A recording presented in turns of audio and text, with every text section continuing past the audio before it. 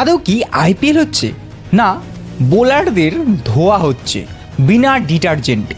আগে তো 210 রান মানে হচ্ছে হিউজ একটা রান। 20 ওভারে 200+ রান মানে হচ্ছে টিমটা ম্যাচ জিততে চলেছে।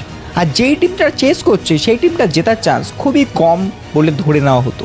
আর বর্তমানে 240, 250, আর আজ তো একটা সীমাই পার করে ফেলেছে।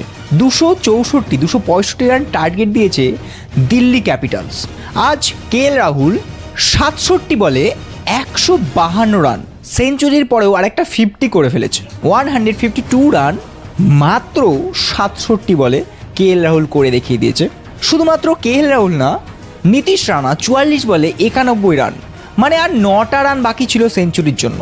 কিন্তু ইন্ডিয়া টিমের ব্যাটসম্যানরা এখন সেঞ্চুরির দিকে তাকায় না, পুরো টিমটার দিকেই তাকায়, যার জন্য সে মারতে গিয়ে আউট হয়ে গেছে। অবশ্যই খারাপ লাগছিল সেঞ্চুরিটা তার হয়নি। কেএল রাহুল এবং নীতিশ রানার এত সুন্দর একটা ইনিংসে দিল্লি ক্যাপিটালসের 265 রানের একটা হিউজ টার্গেট করে দেয়। কিন্তু এই 265 রান আমাদের কাছে, দর্শকদের কাছে অনেকটাই হিউজ লাগছে, কিন্তু পাঞ্জাবের কাছে সেইটা একটা হিউজ রান হয়তো লাগেনি, কারণ তারা খুবই সহজে, খুবই অনায়াসে ম্যাচটা জিতে যায়। প্রিয়াংশ আরিয়া 17 বলে 43 রানের 200-র উপরে স্ট্রাইক রেটে সে খেলে। প্রসিদ্ধ মান 26 বলে 76। শ্রেয়াস আইয়ার 36 বলে বড় একটা ক্যাপ্টেনের পারি খেলে 71 রানের, যদিও সে 2টো ক্যাচ তুলে দিয়েছিল আর সেই 2টো ক্যাচ মিস করেছিল। তার সাথে শশাঙ্ক সিং 10 বলে 19 এবং নেহাল 15 বলে 25 রান করেছিল।